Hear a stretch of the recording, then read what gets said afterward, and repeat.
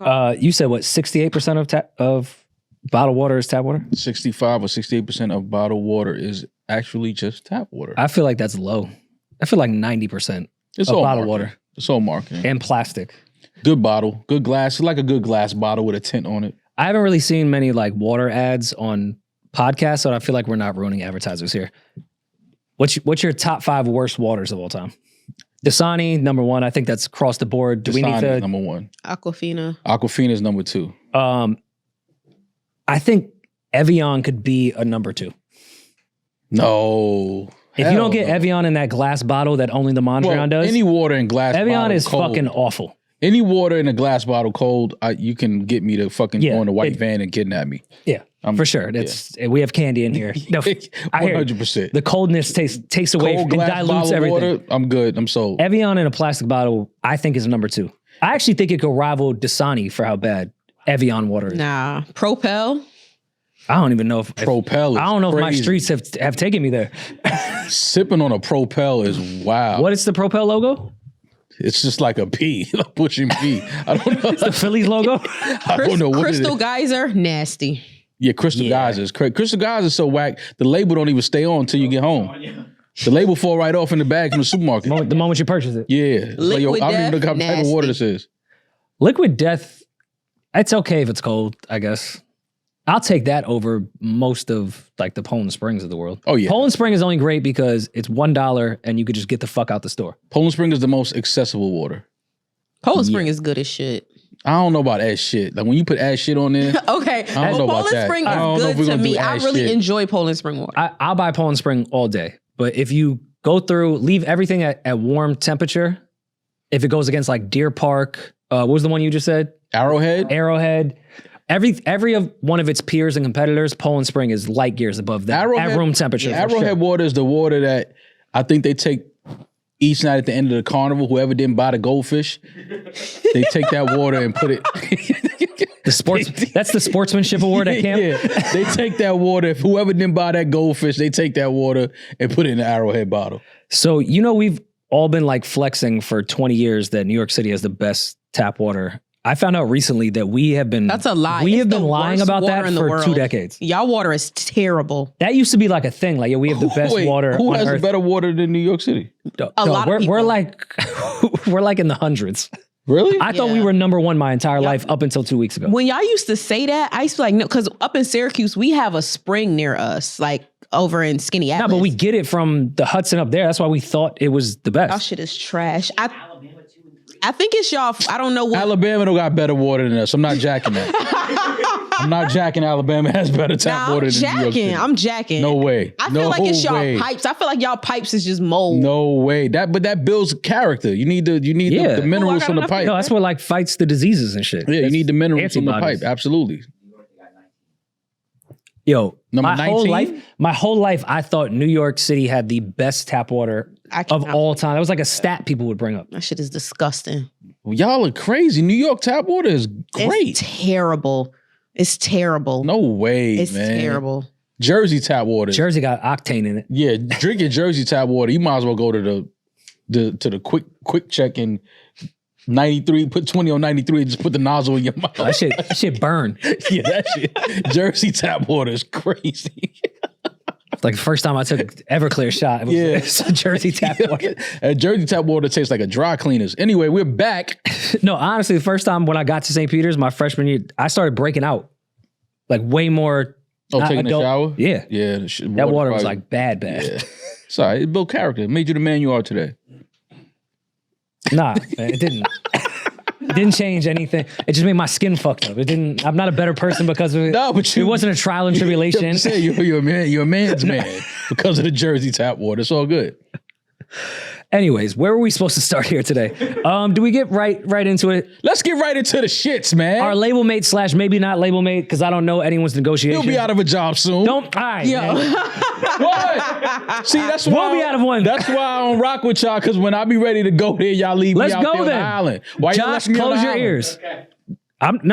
I'm with you. All right, I don't think this is gonna affect him the way you think it is, though. No, listen, all jokes aside. So we talked about Shannon Sharpe, I don't know if he's any more of our label mate, but a guy that we respect. Our Murder Inc. to our Rough Riders. No, we appreciate what Shannon has done in the space. Me as somebody who grew up watching Shannon Sharpe play football, and which we didn't bring up in tight ends on the other conversation. Yeah, which was offensive. I apologize, Shannon. Yeah, apologies, Shannon. We didn't bring you up in the conversation we had earlier, but nonetheless, Shannon Sharpe, Hall of Fame tight end. I'm old enough to remember Shannon Sharpe as a player when he first came to the league. Well, maybe not when he first came in, but while he was in his earlier playing days. First video game I had was Game Day 98, where the Denver Broncos were the best team. There you go. Terrell Davis. And I remember when it was... Circle. Shannon Sharpe was the butt of jokes when it came to his speech, being able to talk. He had, it was kind of, heavy, thick country accent. Wasn't the most articulate person. And to see where he is now in his career, being one of the biggest voices, biggest figures in media, it's just a testament to the work that Shannon Sharpe has put in after his career and playing in the NFL, and the things that he's doing in this space, which is tremendous work, amazing work.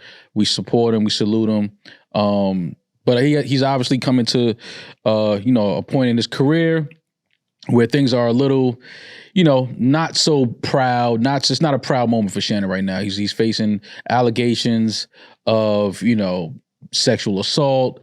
The clown lawyer, I still think he's a clown lawyer. I don't give a fuck. Tony Busby is representing a woman who says that Shannon Sharpe sexually assaulted her. So text messages have been released. Audio recordings have been released. Pretty articulate. I choke shit out you. I knew what he said then. It was very articulate when he said that. But what does this mean for Shannon Sharpe? Obviously, this is a stain on his jacket.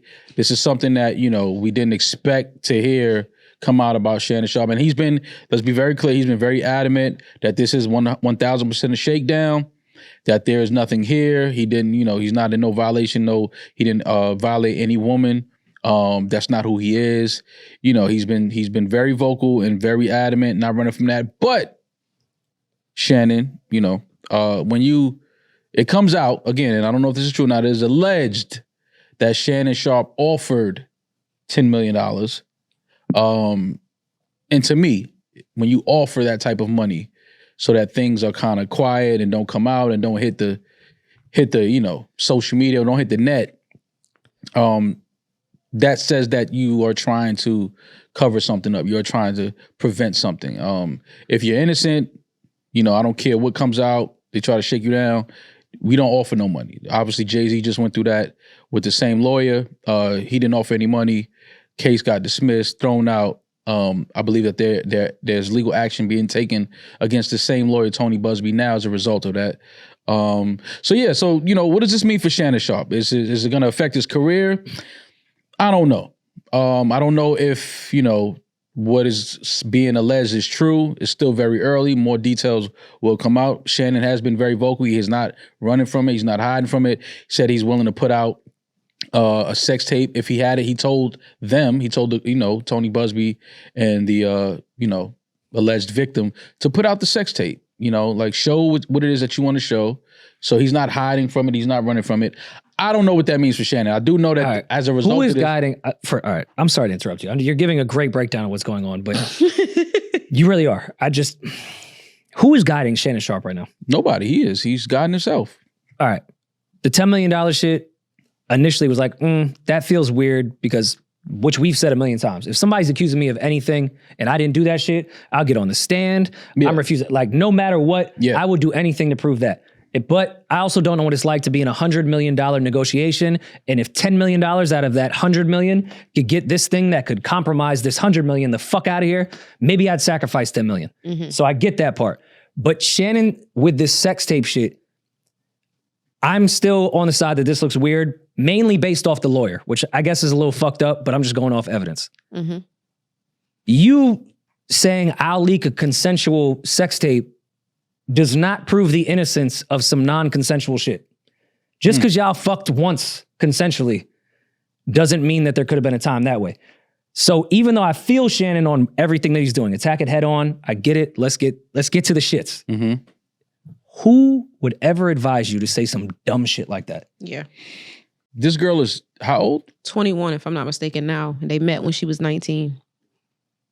They met when she was 19. let's say, safe assumption, they had sex when she was 19.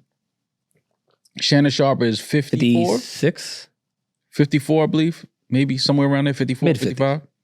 55. Shannon, this is not a woman that you should be involved with in any 56 years old. This is not a woman that you should be involved with at all. Let's just put that out there. You're just in a whole different league, way too grown for a 19-year-old. What does a 54 when you met her, I guess? What does a 54-year-old and a 19-year-old even talk about? Big black babies. It's just, you started off, behind the 8 ball. You should have had no dealings with this young lady at all. So I'll start there. And that's, to me, that's just enough of it. It's like, how does Shannon Sharpe even get to a point where he's having a sexual relationship with a 19-year-old girl? We've had this conversation on the pod plenty of times outside of the Shannon Sharpe situation from our Patreon episodes of just having this wild age gap thing. But let's not act like that's not a regular thing in the United States, like in the world, period. This is regular. I don't really care about Shannon Sharpe's like moral compass as a human being because I don't know him or care too much. If you want to do that, I think it's fucking weird. But I'm more concerned on what the actual case would be. Mm-hmm. If it's consensual with a 19-year-old and 56, I think it's weird as fuck. Mm-hmm. But it's well past any legal thing that we could even bring up. Even like the people of the WAC 100s that find every state that has a 16-year-old legal shit, which I find odd. That girl was 19 years old. He's 56 years old. I think it's odd and gross. Mm-hmm. And I could never even imagine any of my relatives, male to female, that would ever do some weirdo shit like that. But that's not my business. I can just think you're odd. Now, legally, where does that leave it? That's more of my thing. Who needs to mentor Shannon Sharpe? He's 56 years old. Both you and I are younger than him. Of course he knows it's odd. Mm-hmm. We don't need to tell him it's weird. He felt weird doing it. You think so? I don't think he felt weird. I don't think he felt weird doing it. Yes. I don't think he felt weird. I know when he got out of his horny mind state of allowing that girl to say those certain things, because like you said, there was responses back that weren't in that paperwork. I'm sure once he nutted, he felt odd. He been fucking. I'm sure he has 3 kids that some I think are older than that girl. 2 years. I'm sure he felt odd. It's been 2 years though. Yeah. That they've had a relationship. Yeah, listen, I've been beaten off for 15 years. Sometimes I feel weird after. I'm sure he has a clear conscience sometimes and goes, what the fuck am I doing? I just don't I just don't think that, he has children that are much older than her. You don't think he looks at his kids and then looks at his phone on certain holidays and goes, what the fuck am I doing? It's again. So we don't need to sit here and Monique already tore his ass up on his own show and told him what to do. Yeah. So I don't know if we need to sit here and do that with Shannon Sharpe. I'm not here. I'm just putting out what it is. Dealing with a woman that young, and gross. You're 3 times her age. Where did you think this was going to end? That's my thing. I don't give a fuck who you fuck. You want to be weird, you want to be weird. But I'm not going to have sympathy for you because this is what happens. Yeah. This is what happens. You fucking with a fucking teenage OnlyFans model. This is what happens. Yeah. Guilty or not guilty. This is what your dumb ass got to deal with. That's stupid as shit. Mm-hmm. I agree. I think that it was just a lapse of judgment for somebody who, for the most part, I think is pretty intelligent. Pretty classy guy. I don't see Shannon as not being a classy guy.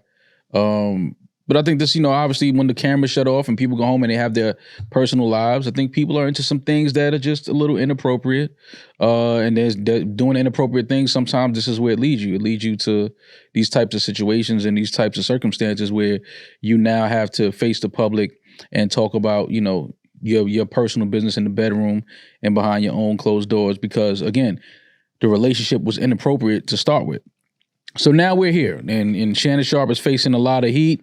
I don't know what that means for him professionally, and his career as a media personality, for his businesses and his platforms that he has grown.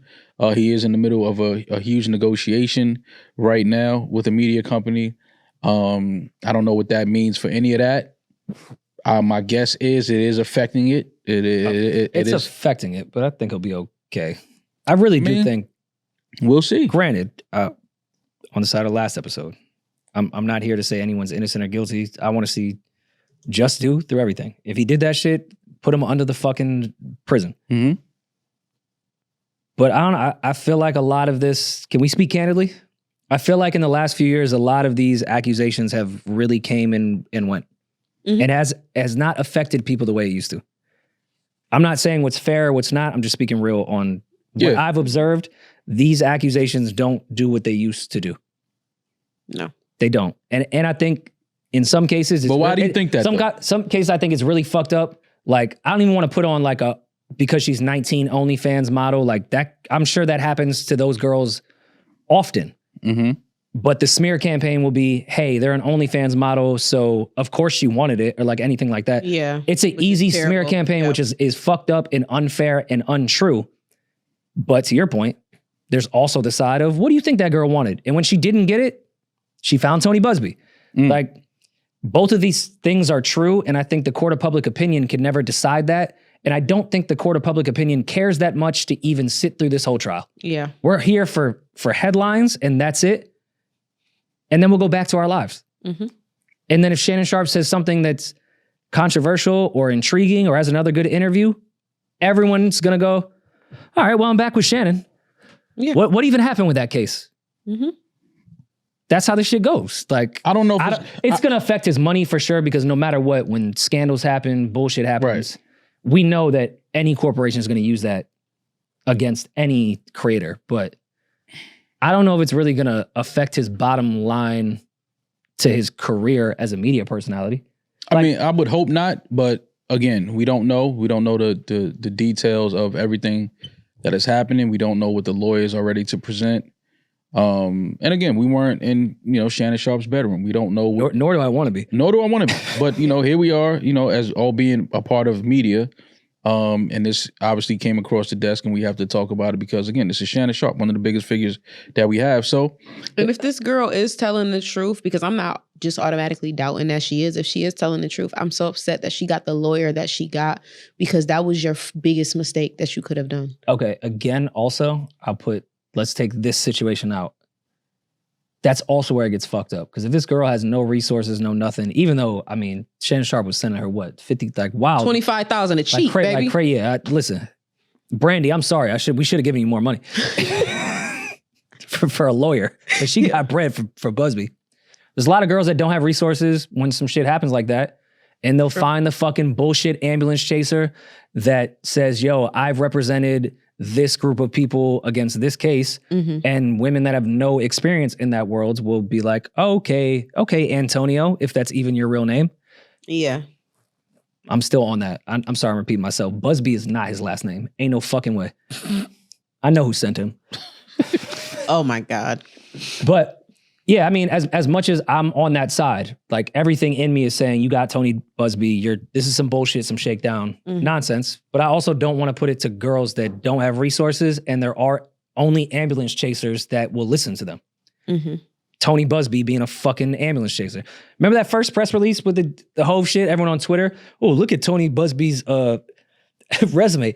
He's the most tried lawyer in all of federal history and won the most cases. Dog, he photoshopped that. Mm-hmm. Yeah. That was not true. Mm-hmm. He has no experience. He's an ambulance chaser. But to some women, that's the only lawyer that will speak to them. So you can't really put it on people that don't have any experience, myself included, when it comes to like legality and law shit. Like, I thank God for Brandy, because she's taught me so much in the music business with lawyer shit that I would never know if I didn't have her. Mm-hmm. Thank God Brandy's an amazing person and not Tony Busby. But sometimes that's the only lawyer that will listen to you. Yeah, and especially with stuff like this, where a lawyer often won't take on cases like this because there's no evidence. When it comes to freaky shit, I want to make that very clear. This is a separate comment. When it comes to freaky shit, it's very hard to prove that you didn't. It's very hard to prove consent in someone else's bedroom when you weren't there, unless it is on camera or unless there is like physical damage from the assault. Like, it's tough. So and then you're going against somebody who has money. A lot of lawyers won't take that on. Did you guys ever watch the Breakfast Club interview with Stephen A. Smith? I'm actually shocked this clip has not like made its rounds on the internet. I hope our listeners in Reddit and Twitter community find this. I think Charlemagne was the one that asked Stephen A. Smith about having women sent to him. Because Stephen A. is very vocal that he's single and like he's just focused on his work. He can't get me in a scandal. I'm not tied to nobody. I'm not cheating on nobody. I do what I do when I'm not working.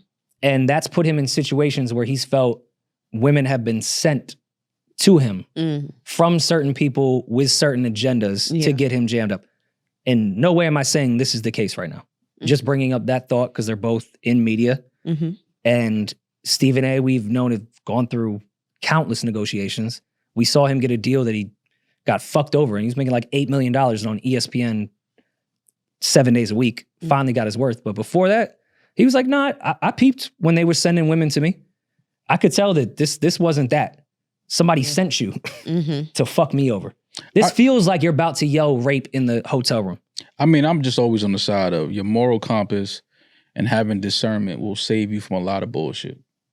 And having discernment more than anything. Yeah, and it's just, and discipline. And discipline. Even if you have these horny thoughts, just to like control them. But this is why this is so confusing to me, because you look at somebody like Shannon Sharpe, who is,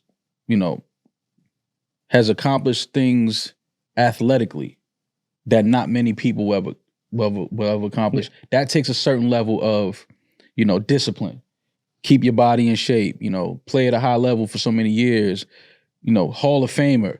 And then, like I said, when you first came into the league, you had, if you want to call it a speech impediment, he wasn't the greatest, most articulate person when he first came in, but dedicated himself to learning how to speak and learning how to articulate. And now he's one of the biggest figures in media. So clearly here's a guy that has discipline and is able to focus, right? Is able to focus and able to execute and, was able to afford himself a great lifestyle through his dedication to his craft and to his work. How do you have such a lapse in judgment when it comes to sexually, romantically? Okay. That's the part that because that's not, if somebody is a very clean cut, very sharp, you see them at work, desk area, everything is clean, and then you go to their crib and they're a fucking hoarder, you're gonna be like, this doesn't check out. This is not the person I know. Okay, I vividly remember this conversation. The year was 2010. I was at Def Jam, and I'm aware that, Club Shay Shay is based off cognac, and he has other vices, but an exec that was like, not Shot Money, another one that I'm not going to name that was kind of mentoring me, was speaking about another executive that was super clean cut, super disciplined, super everything. And we were smoking in the office, and that executive walked by, and he said, I think he has some weird sexual deviant shit. Everyone on earth has to have a vice. If you're this disciplined in something, there has to be a place that you get this shit off somewhere. And if you don't go out, you don't do any type of drug, any type of alcohol, that's cool. You're not even gluttony. Like you're ordering salads even on days that we order and just like pizza and shit. He gotta have something. It's gotta be everyone has a vice. Everyone has to get that out in some type of way. So it's a stereotype of the way I view a lot of like. So choking white bitches is his vice? Yeah. Oh, okay. That's what's up. I mean, what you want me to? Well, you don't think someone like, all right, you seen like American Psycho? Yeah. I mean, of course, that's the extreme version of that, but and I'm not calling Shannon Sharpe anything close to. I want to make that very fucking clear. Peach, please don't cut it that way. Or you don't know. Of course, but a lot of the cleanest cut people are the most deviant human beings. They don't get their shit out with just smoking weed. Right. They don't just have a glass of fucking wine after work or eat a fucking pizza after work. They get their shit off. And it's in a very calculated, disciplined, and nasty fucking way. American Psycho. I mean, I hope he was ironing the fucking body bags that he was putting the bitches in. Like, that shit translates over. The man's man. Nah, he might have been the first metrosexual. Either way, man, I hope that these are just allegations against Shannon Sharpe. And if they're not, fuck them. I'm stand on that. That's never anybody that sexually assaults, sexually abuses anybody. And if she lying, fuck her. Oh, if she's lying, absolutely fuck her. And for people who are into BDSM, or if you're planning on trying BDSM with a partner, this may seem extreme now, but write some shit out, get some shit in writing, get safe words out in writing, get all of this down so that can't nobody jam you up. If you're doing brat fetishes or things where someone's in control of you or you're in control of somebody, you don't want somebody coming back and saying, oh, you forced yourself on me when you thought that was the type of play that y'all were into sexually. There are articles you can read about how to handle that stuff legally, but please, please, please protect yourself. Like, I'm all for being freaked out. Y'all know I rarely kink shame, but you gotta be fucking careful.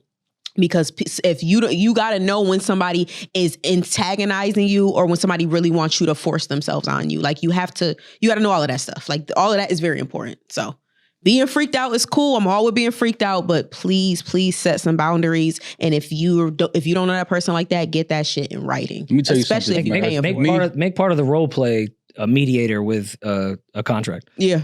Yeah, no, let me tell you something. If me and Rory sit down and they start throwing $100 million across the table, it's gonna be casting couch on my phone for every girl I interact with. Give us your name, your age. No, for real. We getting all that on video. I'm not fucking $100 million. I'm not fucking up that bag for no pussy. Ain't no pussy that good in the world. Shannon is fucking tripping if he did that. 19? What are you doing? How did y'all meet? You know where do you think he met? Tell me, where did he meet this girl? The internet, nigga. Shannon Sharpe ain't supposed to be meeting no women on the internet. Where are you gonna meet him?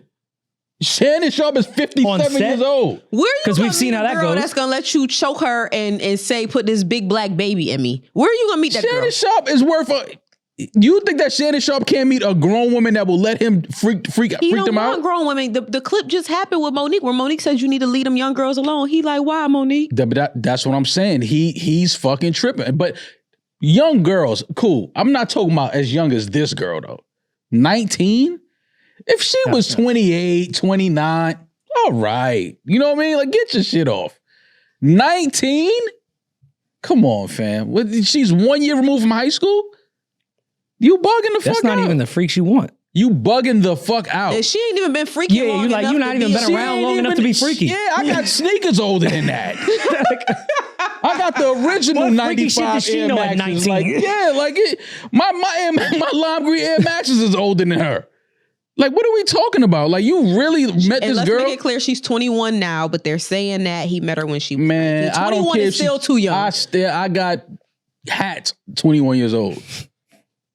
Like, what are we talking about here, man? Like, Shannon Sharpe he's all the way out of pocket with this. This is crazy. And not saying you can't date younger girls, but 19, 20, 21, you playing yourself. You absolutely playing yourself doing that at 54 years old. It's bad bitches that's 30 and freaky. I don't understand. Bad bitches that's 30. Yeah. Bernice Burgos in her 40s. Bernice is 45. With grandkids. What are we talking about here? We don't know if she's a freak. I mean, but just beauty, going off beauty and looking good, and there's 50-year-old. I just said Tracy Ellis Ross at this time for a younger man. Nia Long, is she still available? None of you make a great couple. Who? You and Nia. Me and Nia? Yeah. Set it up, Rory. The fuck? Don't just say it. Oh, let me just text her because me and Nia Long text all the time. I'm just saying, but we're saying, if I'm Shannon, that's who line I'm blowing up. That would have been the only thing that came out of me. They'd be like, yo, this nigga been in Nia Long DMs going crazy. They ain't gonna be like, yo, Maul was with some 19-year-old and said, I'm gonna choke you, bitch. Like, that ain't gonna never happen.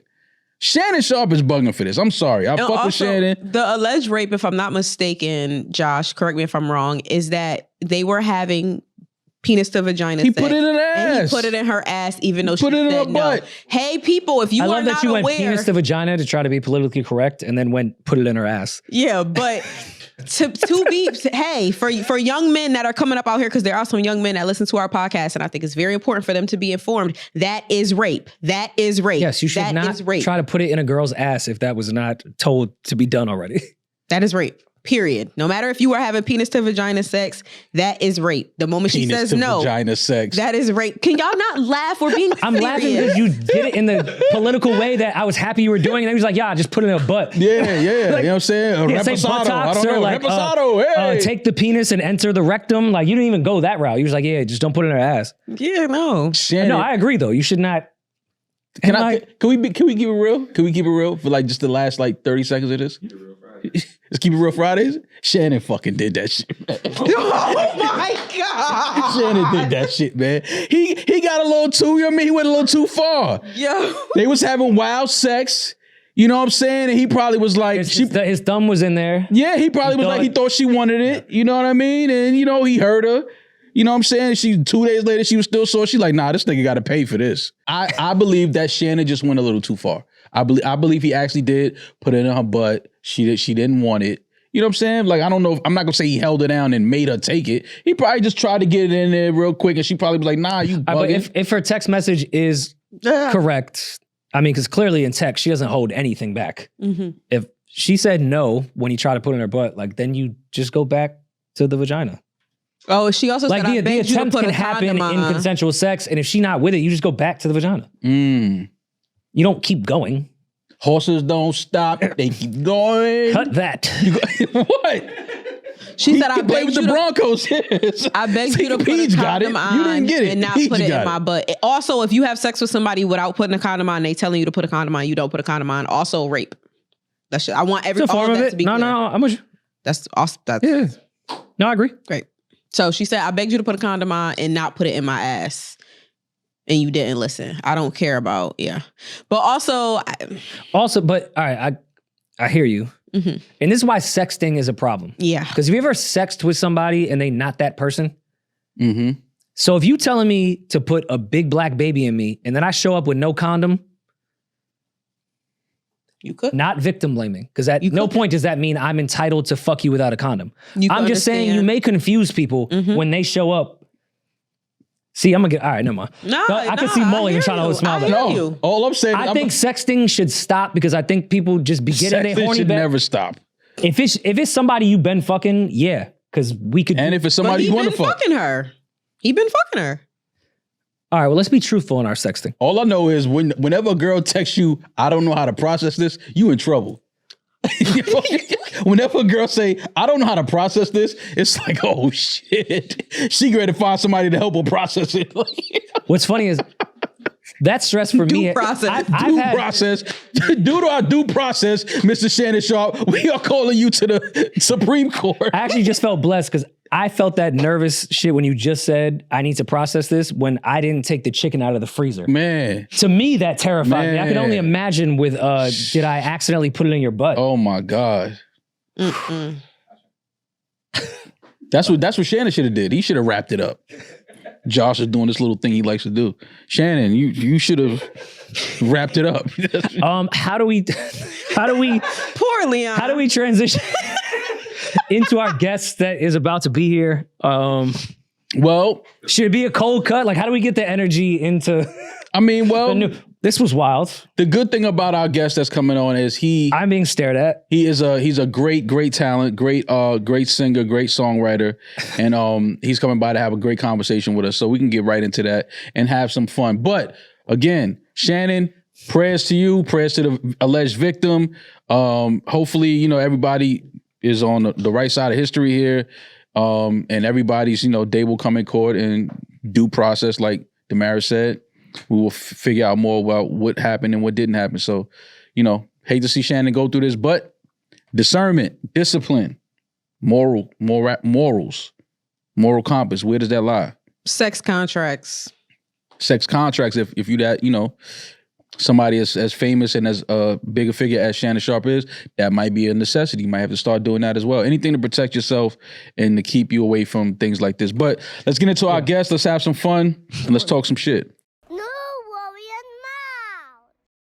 This episode is sponsored by Ro. Ro Sparks are a 2-in-1 prescription treatment for guys who want more controlled erections.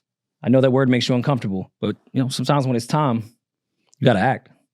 You had no idea it was even coming. Yeah, Rory, sometimes you need that push. Sometimes, you need to get the blood flowing. Yeah. You need to get the juices going. Roll will help you grow. They call me Rory in the streets. That's what everyone calls me. And you can't spell roll without Rory. That's a fact. Yeah. Every time they see me out, they know what time it is. True, Rory. And roll stays active in your system for 36 hours. It's important. So sometimes you can go double overtime, triple overtime, depending on how you're feeling. Yeah, and I mean, it doesn't make you hard like right away and you're just walking around stiff. No. It only works when you're starting to feel aroused. So Yeah. even if you want to plan your date around that entire thing, take it early, let it just get right in that blood. Yeah, find the right window. Yeah, then when it's time, Ro will know.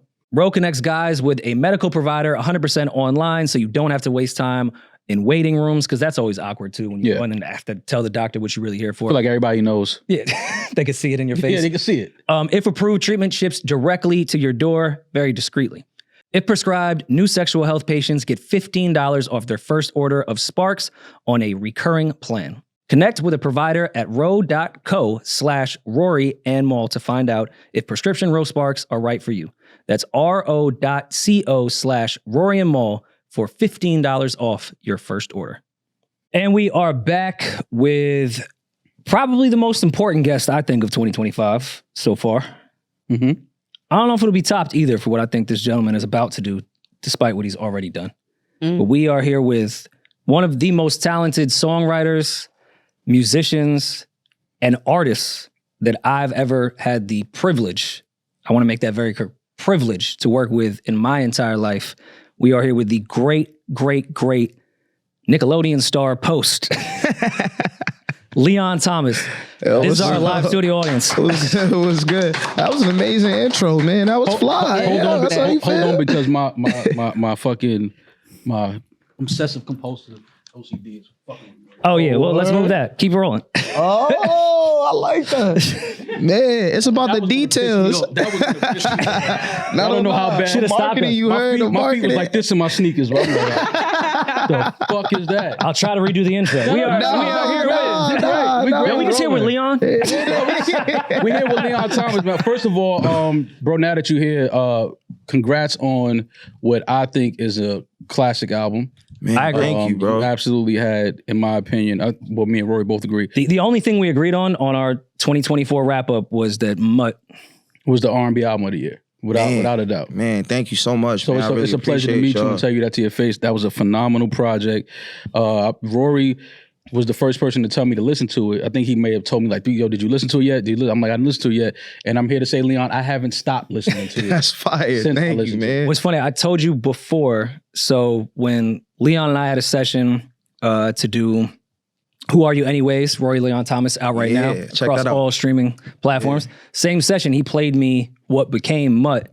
And when I came back to you and Demaris, I think because I've gassed a few albums before coming out of sessions, you guys didn't fully understand what I was getting at. I thought it was studio. But I was like, nah, I'm telling you, this shit Leon's about to put out is crazy. Because you played me maybe 90%. Yeah. I think you were trying to get to mixing like in the next week. Yeah. And We were at the tail end of it, and I just remember being kind of nervous because it was like you, Elliot Wilson in the room. I'm like, Wale shit. randomly ran in. Yeah, if y'all hate this, like, oh man, it's gonna ring bells. But I'm glad it worked out. You know. No, that album is incredible. I was in Virginia for Thanksgiving, and I played it like I was riding around with my sister, and I played it in the car. And every week she calls me and was like, "Yo, this album is crazy." So she's still listening to it. Like, man. no, it's a phenomenal album. But I want to go to because you're from Brooklyn originally, right? Yeah, I'm from Park Slope. Yeah, Okay. yeah. I grew up in Park Slope, and I moved to LA when I was like 16. Okay. What high school you went to? So I went to International Studies. Okay. Nobody knows my school because it's shared by another school called Global Studies. Okay. And it was voted the worst high school in Brooklyn, I think like 5 Over years like ago. boys and girls and shit. It's bad. You know how crazy that is to be voted worst high school in I Brooklyn? know. It was, it was a little rough, but I'm glad I had that experience too because it gave me balance. Okay. Especially going out to LA, you're dealing with a lot of trust fund kids and this and that and the other. It was good to kind of have that grounded aspect to me, Mm-hmm. Do you think like, I feel like New York City, I mean, does Maxwell claim Brooklyn? Yeah, hell yeah. Okay. But I he feel should. like the Yeah, R&B, absolutely. like outside of like maybe what they were doing in Harlem in like the 80s, traditional R&B, I feel like New York City has kind of not had an identity for. And then I feel like Virginia gets our identity when it comes to production, just because of what Teddy Riley did when he moved down there. Like New York, of course we have rap. I mean, that goes without saying. Yeah. But R&B, I felt like we have never really put a staple in. Well, I mean, like Lauryn Hill and like Fugees, you know, Jersey, like, but yeah, I mean, Jersey. Oh, that is Jersey. Damn. I don't know. Leon say, damn, New York ain't got shit. I'm the only one. Nah, You nah, know, Leon, there's gotta you the be only more. one, There's man. got to be some It's more. Maxwell Like, and you. for Yeah, real. no, it's Maxwell For and real. Leon. That's it. but I mean, like I feel R&B never like doesn't really have the where you from type of like when you hear R&B, Yeah, like you don't they're need to- from there. Yeah, like, yeah, you don't need to raise or your bravado, flag. I guess. Yeah, when you R&B, you don't have to wave your city flag. I mean, when Life Jennings came out, I was like, where is he from? Yeah. Because this sounds like the craziest hood shit I've ever heard in my life. That's what I wanted to ask. But Right. I don't know, R&B never really feel like it has an identity of where you're from. Like even feel that. Beyonce into like her latter part of her career, I felt like owned Texas even more. Yeah, That's like yeah. starting to happen, I think, now. I mean, yeah, it's getting pretty real with the Cowboy Carter stuff, and you know, she's definitely, you know, showing her roots. But I'm glad that I can definitely lock in and let people know I'm from New York. I'm very proud of it. It's a big part of even why I'm multifaceted, and because I mean, I think growing up in Brooklyn, especially in Park Slope, Prospect Park is where all the skaters would do their thing. So I'm over there listening to rock, and then I'm going to school, you know, at International Studies, right near the Gowanus Projects, and I'm hearing like all this hip hop. You know, it's like it's so much, just it's just a Noise. real melting pot. You noise. know, yeah, there's a lot of noise, and you got to make something out of that. You know, and then I think for R&B, I can say for New York, Alicia Keys.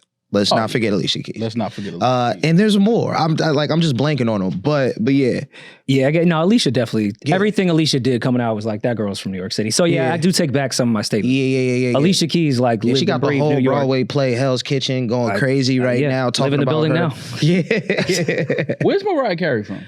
I think she's from New York too. I actually randomly had a session with Mariah Carey. All right, Leon, hold on, stop. I'm not gonna lie, bro. All right, but wait. We went from her zip code to like you don't just throw that out there. I randomly had did. It a was dope. surprise session with Mariah. Like, how It does was that really cool. How does that happen? I mean, I didn't sign an NDA, so I guess I'm cool to talk about it. We were just getting creative. Like, I don't know if she has any plans of dropping anything, but it was really cool through my production partner, Chris Riddick Times. Okay. He hit me up. He was like, "You trying to do a session with Mariah?" I'm like, "Yeah." Who is it? Yeah. And it was so cool Nah, vibing with her. Like, I'm we really, cool, bro. I'm busy that day. yo, we really like we're just sitting there writing records and vibing out. That's dope. You know, she's an absolute legend. That was fun. Oh, absolutely. I mean, if you didn't sign an NDA, you have a very unique process, which I will not. I didn't sign an NDA, but I won't give your process away. I It was the most appreciate unique that, thing though. I'd ever seen before. I was like, It was a little different. beside myself of how you work, because I've never seen anyone work that way. She's from Huntington, New York. Long Island. Island. Okay. Well, yeah. What is Mariah's process like in a studio? Is she more like start with a melody, then put words to it? We were or- like we were writing. I kind of like to call it choir style, rather than like being isolated in the booth, like going like part for part. We're all out in the control room, just kind of shooting ideas till something comes, you know. And I think that's more fun. It's more collaborative, especially when you're working with other co-writers. The new school way though is everybody goes into the booth and lays melodies, and it just takes forever.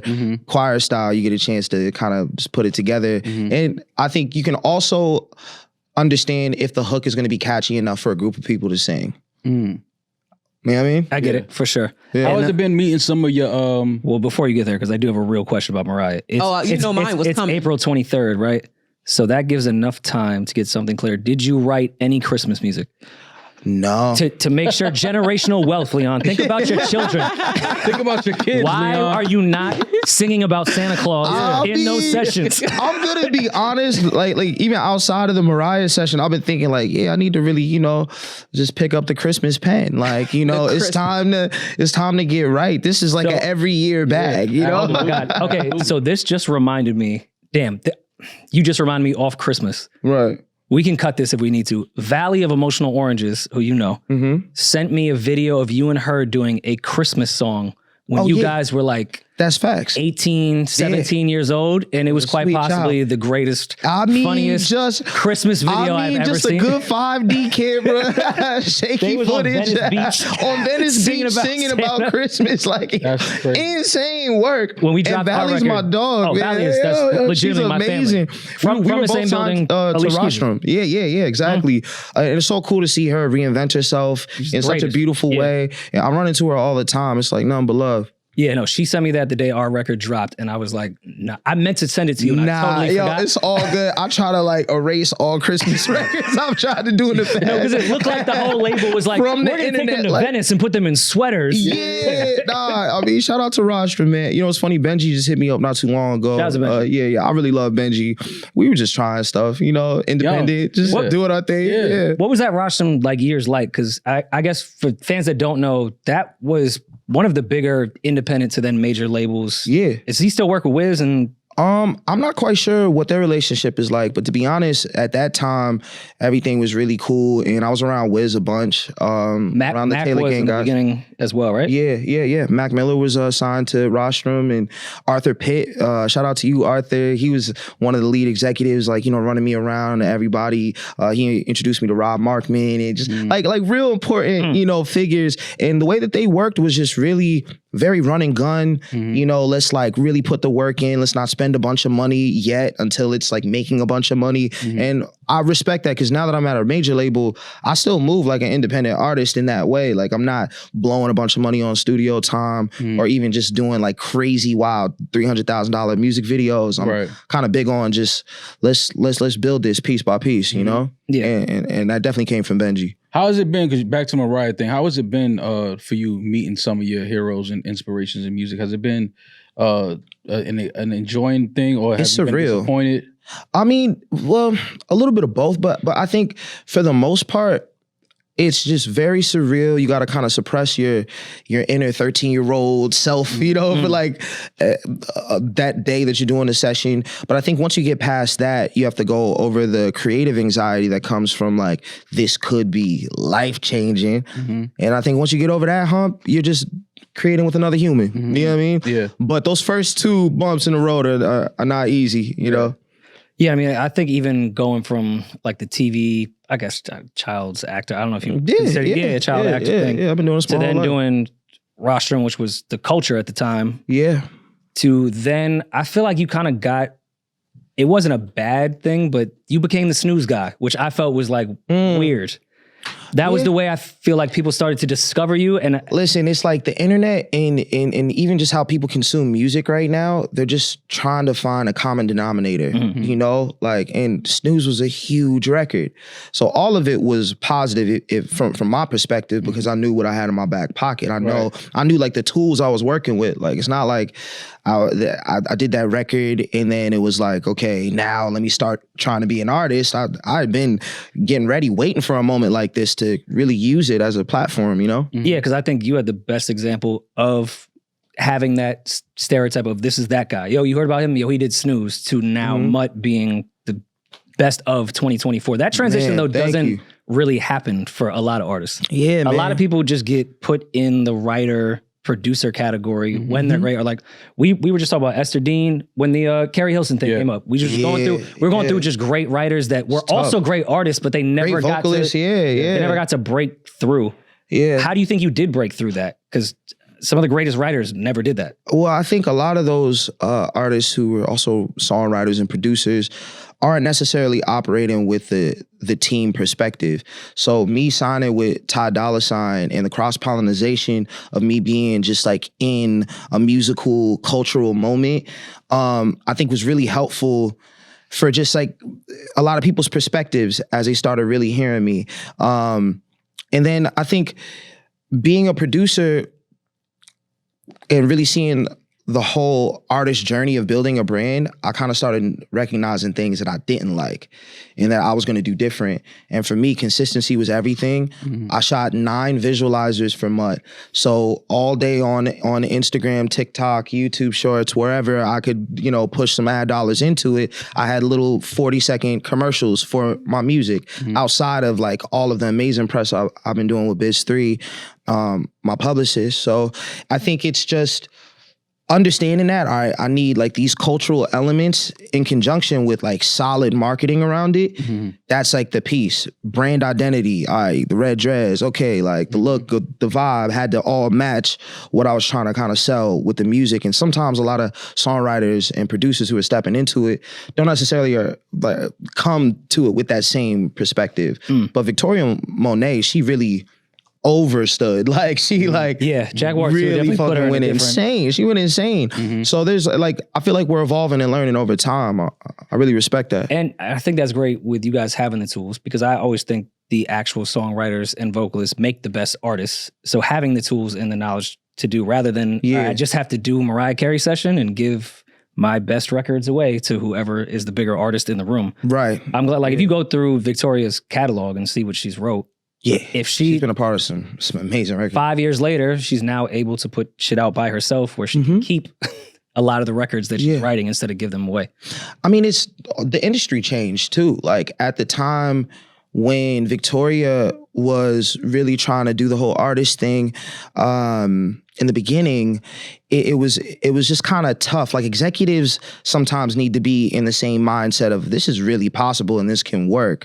And I'm glad that the new school execs are like becoming more lenient and open to the idea. I mean, they were very, very hard to please around that time. Like 2010. Yeah, for 11, sure. Because they were coming out of radio, still trying to understand the internet. So it was just a whole different time. The stakes were high. Yeah, stakes were real high. And they weren't risking budgets on stuff that was unproven at that moment. That part. And they were terrified to lose their job. Like that's really all exactly. It was. You said 9 visualizers for Mutt. I do want to ask about Mutt, the song. You had regular version, Freddie Gibbs, and then the CB remix as well. Yeah. I just went to find a 21 Savage song that I love off his last album. There's the sped up version, there's the chopped and screwed version, there's the deluxe, there's the regular. I had to scroll through 7 of the same album to get to that. Can you speak to the importance of remixing the remix of the remix in the streaming era? I just think content is king.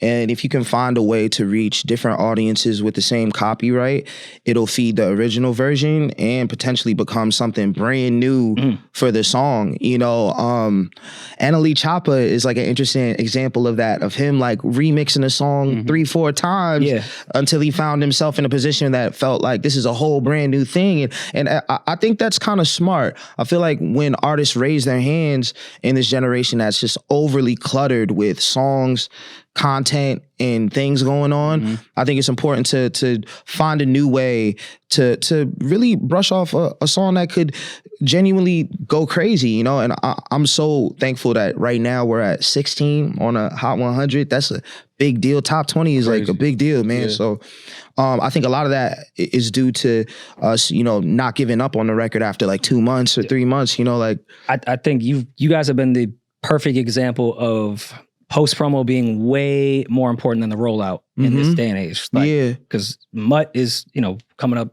close to a year, sort of. Yeah. And now it's really climbing up every single day. And it's really cool. Kind of speaks to, I think, the new wave that any creatives or artists that are listening, like post promo is way fucking more important. Way more important. The rollout is cool, whatever. If you want to create this, build up this moment to that day, and then it's like, all right, cool, whatever. Yeah. There's a viral clip of Tyler, the Creator, talking about that. He was like, I hate that the new artists feel like they're too cool for school to like actually promote their music. I'm still promoting my album from last year. And that actually inspired me because I was like, you know, he's right. Like sometimes you might hit him with the out now, like a little this or that, a video. You're like, well, it didn't work. Like, But even like dollars wise, I mean, no, you want to major, but people that are independent, maybe we should start moving the money to after the release than before the release. Like, use our connections for playlists to get shit at least posted the correct way. But the money needs to be spent after.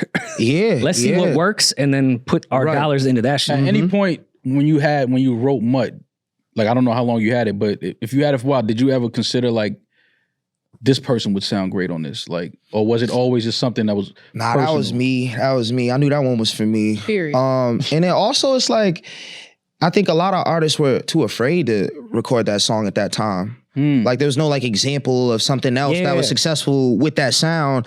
For me, I even remember the label wanted to go with Far-Fetched first, and they were kind of fighting me on dropping Mutt first, but my whole argument was it's the title track and it's upbeat. And I think, we only have 2 months to roll this out. This is a great opportunity to, pull people's eyes back into the other copyrights, we can just like use this as a commercial, and it worked. How important was it? Do you think that is for artists? Because you make a good point. Sometimes the label will hear the album you turn in and be like, no, this is the one we want to go with. But how important is it for you as an artist to stand on your square when you feel that strong about a record like Mutt and be like, no, this is the one we're going with? I feel like it's balanced, man. I mean, first off, I don't know everything. You know what I'm saying? I'm 31. I'm still figuring things out. I make plenty of mistakes. I just personally feel like my music should reflect where I'm at, what I'm feeling. And I feel like that's how you're gonna get the best out of me from a marketing perspective too. When I'm able to really identify with the messaging, with the feeling that it's, given from a cultural perspective. So, I mean, I do my best to just at least plead the case so that, it makes sense to everybody involved. And I'm really lucky to have partners that believe in me and trust my word and my, and my taste. Do you still feel like you're a dog in a mutt? Nah. That was last year, right? Yeah, that was last year. I feel like that was 2 years ago. Change. you know what's You had funny? to go through that. I had to go through Leon that. went through that, so hopefully you don't have to go through that. Through it. But then, if you really listen to the record, it's two-sided. Yeah. The hook, to me, I just said that because I felt like it was just really clever. You know? Maybe take your time. What's the rush? Yeah. I was like, maybe I'm a dog, I'm a mother. You just think about the visual aspect of it. It's like, it's just immediately you can see what's going on, right? But in the verses, I'm talking about being vulnerable. You can break my heart if you want to. I have trouble trusting. There's all these pretty faces of doing this and that. It's like there's so many aspects of me kind of showcasing exactly where I'm at right now too. It's just hard to like focus. The reason why I may be a quote unquote mutt is because it's like, well, this is hard to focus with all of this. These filters. These fake conversations. Yeah. You posted the video when I think you were at a sound check for a show. Yeah. When you got the Chris vocals back. Yeah. How is that? I mean, we obviously give Chris his flowers. He's arguably one of the greatest artists Amazing, of all time, man. one of the greatest entertainers. How is that to have somebody like Chris hear your record and then I don't know how it happened. How did that happen? How did the Chris verse come about? Did you reach out to him? Did he reach out to you? My team actually reached out to him because I was scared to text the dude. To be real, we met probably like a year and some change before that. Okay, and he had heard my album Electric Dusk and resonated with some of the songs. It was just really nice to me when we were outside. Always cool. If he had a table, pop through, vibe out. Here's a drink, chill. And I really respect people like that. And then the way that he even operated with this feature, he wasn't gatekeeping. And a lot of R&B artists get intimidated or feel weird about, helping somebody else up, out on their journey up. And he's just been so gracious and cool with this entire process. Only took him like a couple weeks to record the feature. And he really wanted to make sure it was right, and I respect artists like that. And I'm really hoping that I can even later on down my journey be the same kind of artist to be like, you know what, come on up, yeah. And here's how you do it. Try this, don't try. You know what I mean? Like give back, pay it forward. Right. How's the transition been? I mean, obviously been very prevalent behind the scenes, and Electric Dust was, I think, #1 on my list that was 2023 or 2023. I think it was my #1 R&B album. Wow. But still, I feel like the shift of notoriety has been this year. How you been dealing with that? Outside of just Chris Brown want to hop on shit. It's awesome, man. I mean, music are you walking different? Is your walk music different? Takes time. Yeah, I'm feeling good, man. It's just like, I know you feeling good. To you, man. I'm feeling real I know. good. That's what I'm waiting for. I'm talking Korean facials. There I'm feeling great. Like, there you go. Yeah. But no, to be sparkling real, water. I know. This is somebody that is lying right now. You hate that shit. You don't like this attention. I could tell. It's gonna be a long journey. It's crazy. Is that really part of your personality to really be in the forefront like that? I mean, like right now I'm doing club appearances. Like it's getting wild. You know what I'm saying? Like, what you ask them to put on the sign when they come with the bottles? So sometimes we play into the record. Mud stuff. Or Leon Thomas is here. I don't know. I never am the one who actually like Thomas is here. tell him, like, You tag outside of a tell these bathroom people what stall? to put on my sign. Like I'm not even. I barely even know bottles are coming out. I'm like trying to leave, yo. I got social anxiety. Nah. You're a Leo. You like the attention, even when you don't like it. I like the Like, spotlight.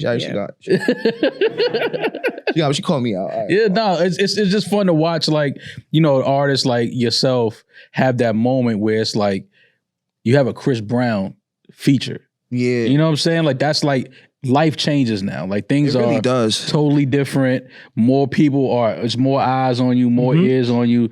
But obviously if they're, you know, they listen to the album, they know that, okay, this is somebody that's gonna be here for a while because you're an artist. It's not just a TikTok 20 seconds in a song that people fell in love with type of thing. Like this is a full artist that people are getting. Yeah, it's really cool, man. I mean, I'm glad that my team forced me to do the Tiny Desk stuff because I was scared. I was like, man, I felt like it was early, and I was like, man, I want to make sure I kill it. You know what I mean? But that's dope that you feel like that. Though. Like it was too soon for that. Yeah, that's dope. I was like, I really wanted to kill it because I mean, that's like one of my favorite platforms to watch when it comes to live performance because artists can't hide from like auto tune or reverb or any like fixes. It feels like it's no acoustics in that room at all. Like no acoustics in there. So you really got to be raw what you're doing and like go in. Yeah. And I'm glad they really got me right with that because I'm definitely a perfectionist. I want to make sure I'm really always coming through with my best foot forward. But that was a great way for people to understand just the storytelling aspect of my records. You can kind of hear the enunciation a little bit better, less effects, whatever else. And it's cool to see people dig in from overseas and domestic, Yeah. Yeah. You was in the UK for a few days, right? Yeah. I went to the UK for like a week, did some promo. They show love over in the UK. They show some love. I know y'all know too. Yeah. They show a lot of love. We're there a lot. Yeah, passport stamped up. Yeah, they show a lot of love over there. Leon, It was fun. speaking of TikTok, right? Because as I'm looking at where Mutt is on the charts right now, because I'm on TikTok so much and sometimes I don't really tap in with the charts. Mutt from TikTok, I don't know if you're aware of this, it would seem like it was a #1 record because there was at one point, like a good 3 months of my life where you couldn't scroll on TikTok without hearing Mutt. It was everyone's That's wild. background song. I always wondered if you guys are privy to that, but I know that TikTok is sometimes considered a younger platform. Well, no, my algorithm's so different on TikTok. It's like cooking videos. It's like Well, usually we're a very artist-friendly platform. We usually blame the label and blame the team. Yeah. I actually think that your team was correct for sure on that timing with Tiny Desk. Oh, yeah. Like I thought that was perfect. You guys, that was good timing. Yeah.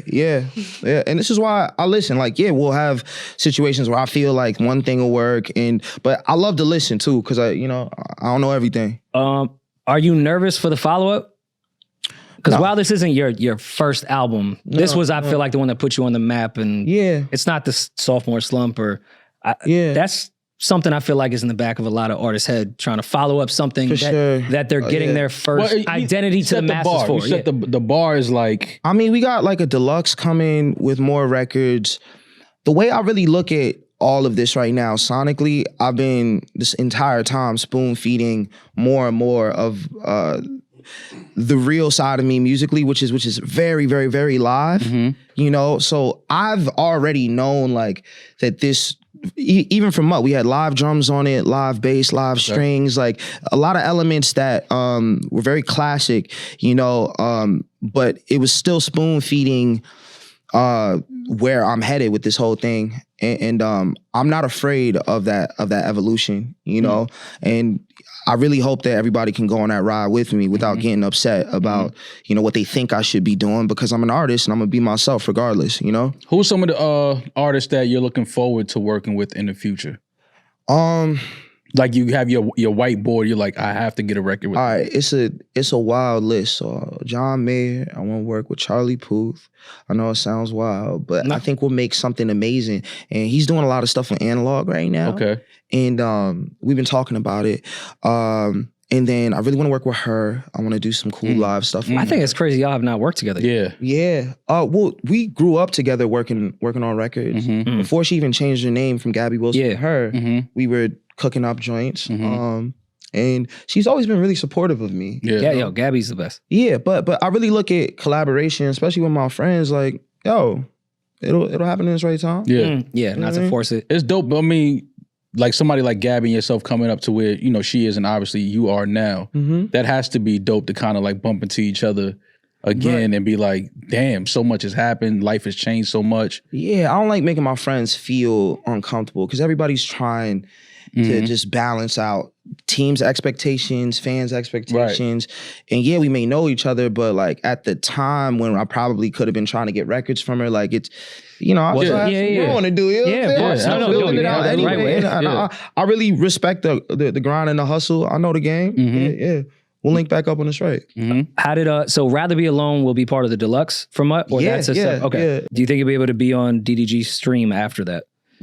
I mean, I'm still cool with DDG. They laughed at least. I think Your publicist thought it was funny. No, I mean it's a good question, but like It's a great record. I don't know. I don't know how everybody's feeling, but you know, I love the record. DDG's my homie, dog. Yeah. DDG's incredible. We've been cool for a real long time, and I feel like their situation is still amicable too. So Yeah, no, you know, it's parents. just like, yeah, Have to. yeah. It's just, you know, it's flowing. How did that record come about?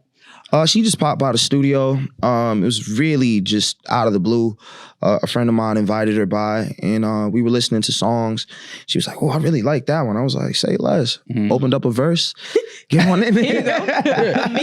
Do you? Get on in there. It's crazy. This recording equipment works. Yeah, like, it's crazy that we're in the studio right now and you like this record. Yeah.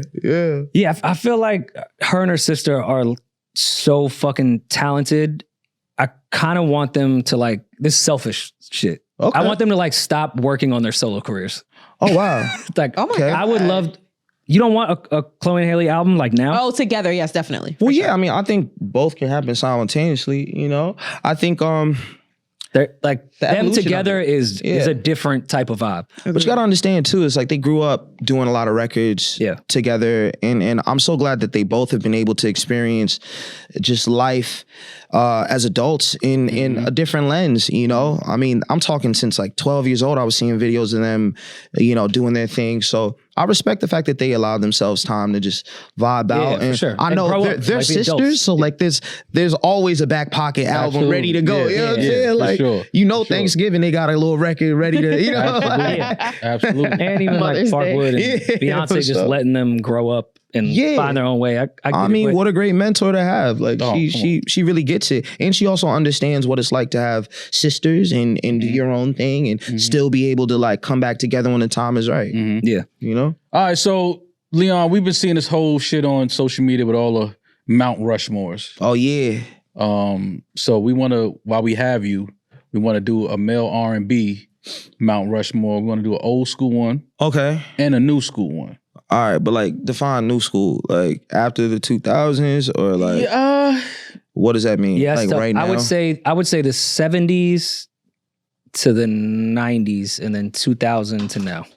Okay, perfect. Because I'm All right. I'm close, right? That's Yeah. close enough. Yeah, that's to split good it. enough. Yeah. Yeah. All No, right. it's sick in my head to realize that could split it up. That the 70s to the 90s is just as much. I'm turning 35 in 2 weeks, so I'm All right. I'm going through thinking something right now. What do they have up there? They got Babyface. So this up person there. has Luther Vandross, Marvin Gaye, Stevie Wonder, and Babyface. Okay, cool. Who would you take out or replace? Who would I take out or replace? All right, guys. Yeah, we trying to make it clear. Don't disrespect Babyface. Leon said Babyface is trash. Oh, come on, dog. Nah, we ain't putting that energy on it, but give us Leon's Or Oh, Yeah, who do you nah, feel is missing? Mount Rushmore. My top four, because if it's old school, all right, it's going to be Marvin, Stevie, Prince, and Michael. I'm not mad. Hands down. I'm not mad at that. Okay. And then new school, Usher to begin, Chris Brown, Tyrese. D'Angelo. First of all, D'Angelo. I don't like you do that because Tyrese Don't do deserves that. his flowers, so I don't even like that. That was D'Angelo, No, you it know what? wasn't. I was offering his name. Who? You know, Tyrese is amazing. Yeah. D'Angelo, and then also, you know what? I gotta give it to Neo. I mean, I'm talking like a whole decade of hits. Yeah. So you said Usher, Usher, Chris, D'Angelo, D'Angelo, Neo. Neo. Okay. That's where I'm at. All right. It's funny. I don't. want to argue these all the time. I can't argue that. And I kind of can't argue that old school one that they put up as well. Who are you taking out of Luther, Marvin Gaye, Stevie Wonder, Babyface? Who replaces that? I'm taking Babyface out and putting Michael or Prince there for sure. But all right, this is R&B. R&B. You talking like traditional? I'm not saying that Michael Jackson and Prince are not R&B. Of course they're R&B. Mike's definitely R&B. They supersede any genre like that. Okay, so put him on Prince is a rock star too. Like, but like it was his ability to mesh genres. But even like the early Prince shit, it was like really, really heavily R&B. Like I favor Prince over Michael, and I would never say that Prince is a R&B artist at all. Like he makes amazing R&B music, but most of his music to me would be more rock, alternative, pop. Like that's Prince to me. Like you'll get a "Why Don't You Call Me Anymore" type vibe. That's Prince can smoke R&B when he wants to. Yeah. But he's not an R&B artist to me. Prince superseded music, period. Yeah. But then again, you can make the case that Usher's R&B, but Usher's also very pop. Right. So I don't this is why these are tough. That's why only the rapper ones make sense for me. Yeah. Like and R&B I mean, 4 slots is tough too. It's like it's really hard, insane bro. to pick 4 is crazy. But we argued before with the Mount Rushmore shit that it's maybe not the best, but Mount Rushmore is the forefathers. That's the initial shit. That's part of. I think this would be the forefathers of everything we've heard from R&B. No. Yeah. I mean, because Stevie went into pop a little bit as well. Like I don't think you get Michael the way you get Michael without Stevie. Right.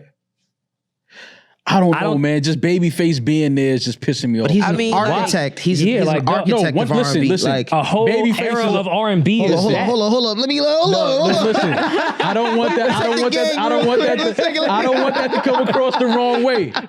Babyface is a fucking legend. He's a beast. Bro. Like, But to see a Mount Rushmore of R&B, you gotta and have him not up see there. Michael Jackson. Oh no, This Like, what are we talking about? I don't, because I feel like lists like this are always crazy to me. Well, it's meant to engage. It's meant to get people under the comments to get them arguing. Yeah, but it's like absolutely. this, like these lists always kill me because I'm like, what are we doing? Thriller and Bad. How much percentage do you think is R&B and how much percentage do you think is pop? Out of Thriller and Bad, both albums. But you going to those albums to when it was more of a pop vibe. Like, why not go Off the Wall?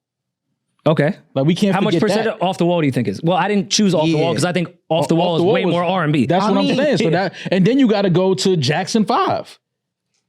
Thriller, he was lead like Pete vocals on those Quincy Jones records. production. Like, there's so many R&B elements throughout all of Thriller. 100%. I just love, like, as much as an R&B nerd as I am, I love pop music and do think it deserves its own category, like within Thriller. I mean, he was king of pop music for a to me reason. is not an insult. Pop music is incredible. No, it's And a I big think deal. a lot of people, especially in the R&B world, think pop is a diss, and it's not. It's not. No, I'm not saying It's that. like, Literally means I love popular. Like, I know, but it took a that's new. saying that artist is really popular. it's just like interesting. But even to if me. you heard the sense like on Thriller, let's say Michael Jackson was just somebody you met. They gave you Michael gave you his demo on the side of the street, and you popped in Thriller. Yeah. You would say this is an R&B song? No. Even though it took over everything Michael does is pop because Michael Jackson's Michael Jackson. why but are would you you going pop to in Thriller and go, that's But why are you going to Thriller? Why are has- you skipping everything else before that? 2 out of the 3 albums to me are pop of the main Michael Jackson era. Off the Wall, Bad, Thriller.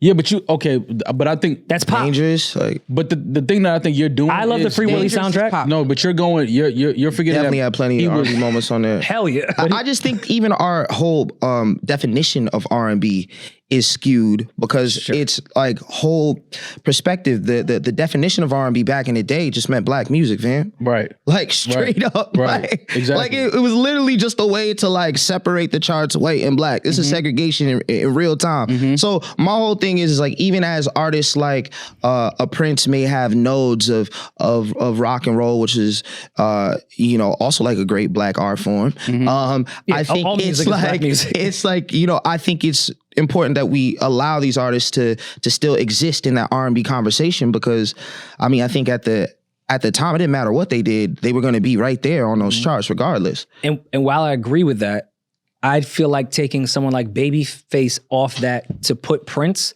would be unfair to Babyface and what he did for the traditional R&B for sure. sense. I hear you. Like, don't box an artist in. Like, they're still one of the for sure. Michael to me is still one of the greatest R&B artists of all time. That's real. But to take away somebody that just dedicated their life just to traditional R&B, yeah. I think it's unfair to take them off that Mount Rushmore when Mike was doing things that were. I personally like the list that they had. It makes a lot of sense to me. Yeah, but like having no Mike is kind of interesting. I don't know. They put Mike on the new Which makes school no thing. sense. Mike is new school now. See what I'm saying? That's kind of That makes no sense. What are you talking about? He's been making music I since agree the with you fucking late that 60s, Neo deserves 70s, to be up here and Neo deserves all his flowers. a It's just great wild to see Neo and Mike like next to each other. It's not the same era at all. yeah. I don't know, man. I don't know. This is Mike tricky. is. You got to put Mike on that first list. This is tricky. Damn, well, if we taking Mike off this one, like who we putting up there? Like Marcus Houston? We not IMX. Listen, that was a very dope time. IMX, I those was are legends. If you love I think something, Leon nailed it. I think I was D'Angelo there. is the one that's right there. My whole thing is that on the original, the classic one, you have like somebody like Stevie who bends genres and is like hyper musical. You gotta have that in the mix when you talk about R&B, because in every generation you have somebody who's hyper musical, who's doing like things that are, you know. So you saying take Mike off and put you? That's what you're saying? Oh, come on now. No. No. That's not what I'm saying. No. Like, I'm what? still being humble. What are y'all doing? That is not what I'm saying. Do we have? Like, I'm just trying to read between the lines. yo, where the list at? Like, Yo, that is not what I'm saying. at all. Like, what? Not to get too nerdy, but we've had this pop versus R&B conversation for the last 10 years on podcasts. Right. Oh, that's real, we're just yeah. but arguing with people of like what defines pop and what defines R&B. Yeah. You are a true musician. Yeah. Do you think there are pop synths that make music pop? Yeah, and I also think it's like the song structure too. There's like certain melody cadences that kind of lend more towards like the pop genre, you know. Pop music has always been interesting, especially when I was like first becoming a songwriter and a producer. That was like the Dr. Luke era of like, you know, you know, like Teo Cruz, like stuff like that coming out. And I think it was kind of tough to write those songs, but the biggest part of all of them was a hook that was really catchy and memorable. I feel like sometimes in R&B, you can have a run-on sentence in the hook and just make sure you kind of come back around with the concept at the end of it, you know? If you think about like traditional Usher records, sometimes he would have wordy hooks. Yeah. But a lot of those Very big wordy. like pop records would be fairly simple and repetitive, you know? Yeah, I hear that. Again, we're not trying to get any crazy titles on our YouTube videos with clips, but what's the wildest session that you've ever been a part of? I've been in some fun ones. I think like when I was in my producer hip hop era, I went to Meek Mill session and it was That's just funny already. awesome. Like That's just funny so already. much fun. Yeah. First off, because he can freestyle a whole song. So I'm playing beats. And he's like, nah. And then once he finally picked one, you know, he went into the booth and just like recorded it right then and there. No punching. It was just like hook, ready, boom, good to go. That same session, James Harden came through. It was like a party at the same time as a session. And it was cool because I was playing beats, I almost felt like I was DJing the whole thing. Okay. Yeah. We have like Meek Mill coming up with the craziest bars on the spot. I don't know. For me, that was probably one of my craziest sessions. I did want to also take this time to give Ty Dolla his flowers. He's to me one of the most genius writers, period, of my generation. At least. What are sessions with Ty like? What is Ty's process like? I've never really come across somebody that can work that quickly and come up with that much stuff. That is so genius. I've watched him do like about literally 8 just records mutter in a out night. genius shit and then just walk away. Yeah, 8 songs in a night. I've seen him do whole albums and then be like, all right, let's do another one. Like, I'm like, all right, that's cool. That's chill. All right. You just went and got that mix. That's not coming out. All right, cool. Yeah, all right. Well, 10 records I thought was the one. You just went and got that mix, but it's not coming out. All right, fuck it. It is what it is. Word. No, he, to me, people don't understand how genius he is. I mean, even when it comes to production, like the way that he'll executive produce certain records and the ideas that he'll come up with and how he can finish a song, to me, really, really showcases like just the heart of his genius, man. I'm so blessed to be, signed to him, because I've been a fly on the wall to some amazing records, bro. Yeah. Like really seeing it come together in real time has been just, a lot of studying for me. I'm walking away with some gems. And is Ty more like hands-on on, I mean, I'm not saying it would be your mentor per se, but are you more just watching, or is he really trying to mold and shape what you're doing? I think Ty is a force in nature. So his biggest gift is just allowing me to be in his world, And then the conversations that we have are very candid and real. If he does disagree with something, or if he really feels strongly about something as an executive, I mean, me being signed to his label, I feel like we can have those candid conversations without it ever feeling like boss energy. It's just my homie being like, yo, let's try this. Yo, you should really try da-da-da-da-da. We always joke back in the day, he was saying, man, you need to do an Afrobeat record. Because for me, I was like, well, I want to kind of establish my R&B sound first. Okay. And it was funny because it was the first time him being an executive heard himself being like an executive, right, yeah. And what are the kids listening to? Go make one of those. Go make one of those, kid. But what's really cool though is that he's not wrong, and now I'm really excited to like collaborate with Thames and Tyler, for sure, and Rema. You know what I'm saying? Like all these amazing artists are like open to me, and he's always been like the spark to like exploring more things in that space. Right before we get to voicemails, which is a segment where our fans like call in and either tell us a story, ask for advice. It's always cool. fun. Yeah, we haven't heard them yet, so it'll be in real time. It is, yeah. But before we get that, like, what's your tour swag like? Because your show for this Mutt tour was on. Every single person I follow on Instagram from every city went to that shit. Every time I opened my phone, it was you with the guitar, which made me so fucking happy. That's dope. I'm kind of curious what your tour swag is like. I mean, it was genuinely a lot of hard work. I was very tired. Yeah. So like, doing radio promo in the morning and then also doing like club appearances after the shows.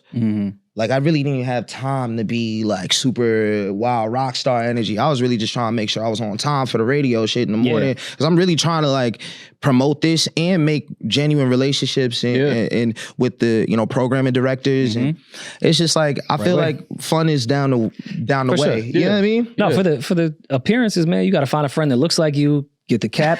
Is that how get the fake dread. Jeremiah did it for years. years. They can sing. They be handing me the mic immediately, like, oh. You remember when Jeremiah's brother came out? Yeah, absolutely. I remember that shit. I feel like Party Next Door has done it. That's the thing, man. I don't know, man. No, I'm definitely pulling up. Just get some back vocals. Yeah. Throw the hood on. Up. But you know what? At that time, it was really helpful to my bottom line. So, I mean, hopefully I won't have to do it, and it'll just be more so of something that we schedule and have fun. And to be honest, I like that intimate experience too, just being able to sing the records, really see people's vibes. As the rooms get bigger, I won't necessarily have those same opportunities. I would love to hear a record or a few records with you and the Dream. That would be amazing. Yeah. I actually just did something with Tricky Stewart's artist, and that would be really cool. Fire. Get the gang back together, Tricky and Dream. See what happens. I'm waiting for that. I'm waiting for that. Yeah, I feel like we can do something cool. Yeah. All right, so we got some voicemails. We're gonna listen to some voicemails from some of the listeners, and they call in, they ask for some advice for some things. That's so cool. we're gonna have you give some advice with us to some of our listeners. I bet. Let's see. You've got mail. What's good, Rory, Mom, Demaris? Really love y'all. Shout out everything y'all do. Really appreciate the pod. I just had a question about a situation that I'm in and kind of how y'all would handle it if y'all were in my shoes. So I'm 26. I've been a provider for my family for a long time. My mom is disabled. She can't work. My daughter is 7. And me and my girl have been together for a long time. And I kind of handle all the bills. I handle everything. My girl's money is her money. But I've recently encountered a little bit of a hard time where, I've lost some money, investing and stuff like that. And I've needed my girl to kind of help me a little bit. Well, she's offered to help me a little bit. And, for me personally, it's kind of felt weird always being a provider, of my life, having everyone rely on me, accepting money from, I don't like accepting money from anyone, but especially from my girl. So, and she wants to give me that money. She doesn't want me to pay her back. She doesn't want anything. She's kind of comfortable helping me. But, as a man, I feel like part of me just, doesn't like that. Just doesn't feel comfortable doing that. So, I wanted to know if y'all ever needed your girl to ever hold you down, would you take that money and would you kind of pay her back even if she didn't want you to, just on principle of being a man? And also, if y'all want to send some Zelle, some Cash Apps over, Jesus Christ. I'm never, turning down a donation. I'm your girl now? Not just kidding, but. All right. Well, first of all, know your worth, King. That's right. Let her give you that money. You don't pay her back. Know your worth. It's soft man era. That's where we at now. Soft dick era. I'm gonna tell you like this, fam. You take that money from your girl, man. She gone, bro. That's not. Oh my God, that is not true. Gone. All right. The truth is, she sees everything you're going through, and you're probably venting to her. I don't know if you're taking therapy for everything that you're going through. There's a lot of free options out there, but you're venting to her, and she wants to help. And I don't think that's a bad thing, but I think it's going to be very important for you to balance what you're doing right now with what you're going to have to be able to provide moving forward, because it sounds like you're providing for a lot of people, people that you care about, that you love. You should definitely get into a developmental process of like maybe getting a gig that makes a little bit more. My boy went through that, and he just graduated school and got a new gig and is making a lot more money and is able to kind of help out the whole family unit a little bit better. And it's an important thing to maybe think about. That sounds great. And that was very right. Leon's right. That was very eloquently said. Leon's great. Sounds great. Fam, once you get back on your feet, that's on the deluxe actually. Yeah. When you get back on your feet, which I know you will, you'll get there, right? I'm trying to get off his energy here. Yeah. She's gonna bring up in an argument that she gave you money. 1,000%. That's not true. The first time y'all get a how we feel. This is what we see. This is what happens. She's probably an amazing woman, but I haven't been there, my bad. 2 years. Oh no, I've never had a woman give me a fucking thing. Yeah, but I know women.